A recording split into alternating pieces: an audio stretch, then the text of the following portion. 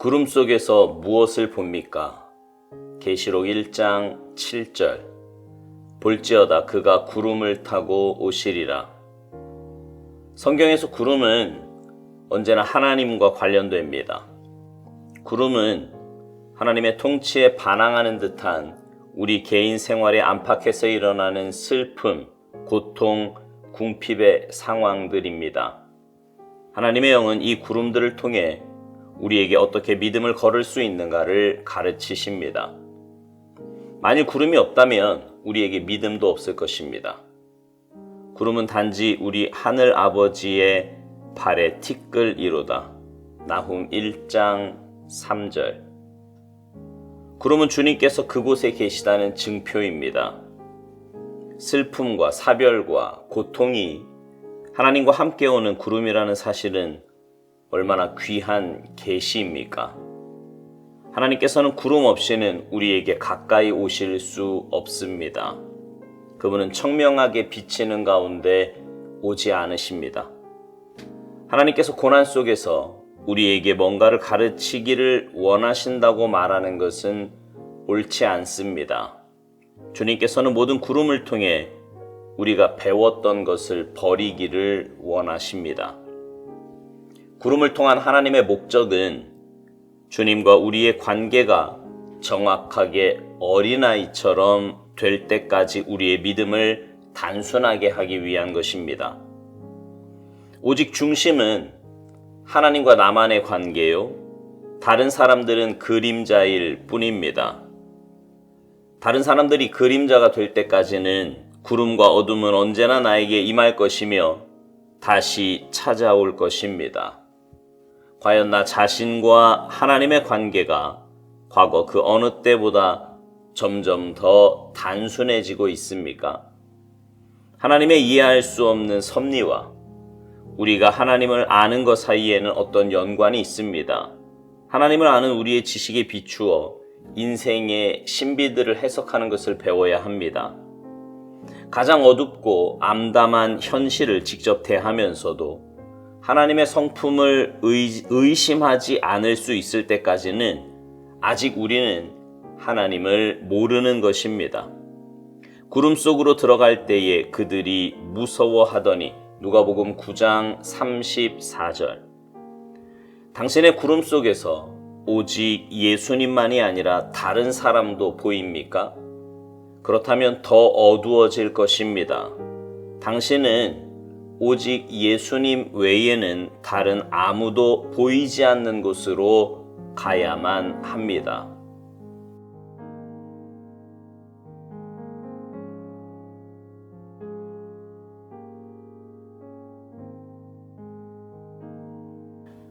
오늘 묵상은요, 구름에 관한 이야기로 시작을 합니다. 오설드 목사님은 성경에서 구름은 언제나 하나님과 관련된다는 말로 오늘 묵상을 시작합니다. 그렇지요. 구약에 구름이 중요한 역할을 하는 첫 번째는 노아 홍수의 이야기입니다. 홍수 후에 하나님께서는 구름 속에 무지개를 두셨습니다. 출애굽 때는 구름 기둥으로 이스라엘 백성들을 인도하셨습니다. 시편 104편 3절에 보면 구름으로 자기 수레를 삼으셨다고 말씀합니다. 나훔서 1장 3절에는 구름은 그의 발에 티끌이라고 표현을 합니다. 이처럼 성경에서 구름은 정말 하나님과 연관되어 있음을 볼 수 있습니다. 그런데 오스왈드 목사님은요, 구름이 하나님의 통치에 반항하는 듯한 우리 개인 생활의 안팎에서 일어나는 슬픔, 고통, 궁핍의 상황들이라는 것입니다. 그러면서 하나님의 영은 이 구름들을 통해 우리에게 어떻게 믿음으로 걸을 수 있는가를 가르치신다는 겁니다. 만일 구름이 없다면 우리에게 믿음도 없을 거라고요. 그러니까 여기서 구름은 고난 전체를 이야기하는 건데요. 그 고난을 통해서 하나님께서 우리에게 어떤 메시지를 주실 것이고 그 고난을 통해서 우리의 믿음이 더 견고해지고 건강해진다라는 그러한 말입니다. 구름이 그러니까 하나님의 임재의 상징이기도 하지만 우리의 삶의 고난과 아픔의 상황을 표현하기도 한다는 거지요. 그러나 그 구름의 상황은 우리 혼자 감당해야 하는 그런 상황이 아닙니다. 오스왈드 목사님은 구름은요, 주님께서 그곳에 계시다는 증표라고 말합니다. 슬픔과 사별과 고통이 하나님과 함께 오는 구름이라는 사실이 얼마나 귀한 계시냐고요. 심지어 오스왈드 목사님은 구름이 없이는 하나님께서 우리에게 가까이 오실 수 없다고까지 말합니다. 그러니까 고난과 아픔의 상황은 분명 우리에게 힘든 시간이고 문제의 시간입니다. 하지만 그 힘들고 아픈 시간이 오히려 하나님께 더 가까이 갈 수 있는, 아니 하나님께서 특별하게 다가오시는 은혜의 시간이라는 말입니다.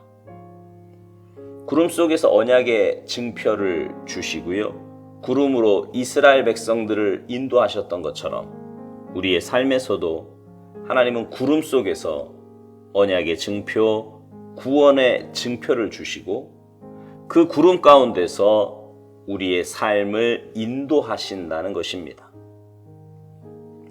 흔히 신앙인들은요, 고난 가운데서 뭔가를 배운다고 생각을 합니다. 하나님께서 고난을 통해 우리에게 뭔가를 말씀하시기를 원하신다고요. 그러나 오스왈드 목사님은 아니라는 겁니다. 오히려 주님께서는 모든 구름을 통해 우리가 배웠던 것들을 버리기를 원하신다는 거예요. 그러니까 고난을 만나면 평소 내가 생각했던 것, 가지고 있었던 세상적인 삶의 가치관과 기준, 이런 모든 것들을 다 내려놓기를 원하시는 것입니다. 사람이 고난 속에 있으면 마음이 굉장히 가난해집니다. 평소 건강하고 잘 나갈 때는 큰 소리 치던 사람도 몸이 아프고 일이 꼬이기 시작하면 겸손해지지요. 우리 인간이 얼마나 나약한 존재이고 무능한 존재인가를 깨닫게 되는 것입니다. 그러면 자기의 삶을 뒤돌아보고 점검하게 됩니다. 나는 그동안 무엇을 기준으로 살았나? 하나님 앞에서 내 모습은 어떠했는가? 무엇에 마음을 두며 무엇을 의지하며 살았나? 이런 것들이 점검이 되는 거지요. 오스왈드 목사님이 이런 말을 합니다. 구름을 통한 하나님의 목적은 주님과 우리의 관계가 정확하게 어린아이처럼 될 때까지 우리의 믿음을 단순하게 하기 위한 것이라는 겁니다. 그러니까 고난과 아픔은 우리를 어린아이와 같이 단순하고 순전하게 만든다는 거예요. 그래서 어린아이가 부모를 의지하고 부모만 바라보듯이 우리가 고난 가운데서 그렇게 하나님만 바라보고 하나님만 의지하기를 원하신다는 거지요. 거기에는 다른 누구도 또 다른 어떠한 것도 개입되어서는 안 됩니다. 오직 하나님과 나만의 신뢰, 하나님과 나만의 깊은 관계가 형성이 되어야 하는 것입니다. 청년들을 보면요, 연애할 때 둘만의 시간을 가지려고 굉장히 애를 씁니다. 공동체 안에서도 남들 몰래 둘만의 비밀을 만들기도 하고요, 둘이서만 할 수 있는 것을 하려고 애를 쓰지요. 어찌 보면 당연한 마음입니다. 정말 사랑하는 사람과 함께 하고자 하는 마음이 얼마나 건강하고 당연한 마음입니까? 하나님과 우리도 그렇습니다. 하나님은 우리 한 사람 한 사람과 깊은 사랑의 교제를 나누기를 원하십니다. 다른 누가 끼어들어서도 안 되고요, 다른 어떠한 것이 그 자리에 들어서도 안 됩니다. 오직 하나님과 나 둘만의 관계여야 하는 겁니다. 그런데 우리는 하나님만 사랑하기보다 하나님도 사랑하려고 합니다. 건강도 사랑하고, 물질도 사랑하고, 자녀도 사랑하고, 일도 사랑하고, 그리고 하나님도 사랑하려고 합니다.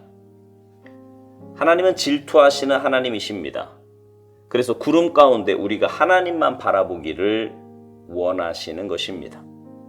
하나님 외에 그 어떠한 것도 사랑하지 않는 영적 단순함이 우리 가운데 있기를 원하시는 거예요. 오스왈드 목사님이 이런 말을 합니다. 가장 어둡고 암담한 현실을 직접 대하면서도 하나님의 성품을 의심하지 않을 수 있을 때까지는 아직 우리는 하나님을 모르는 거라고요.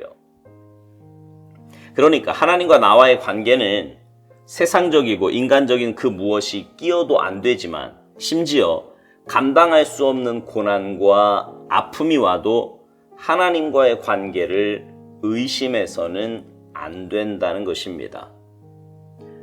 오늘 묵상에서 계속 이야기하듯이 오히려 그 상황은 하나님과의 관계가 더 깊어지는 그런 상황이 되어야 하는 겁니다.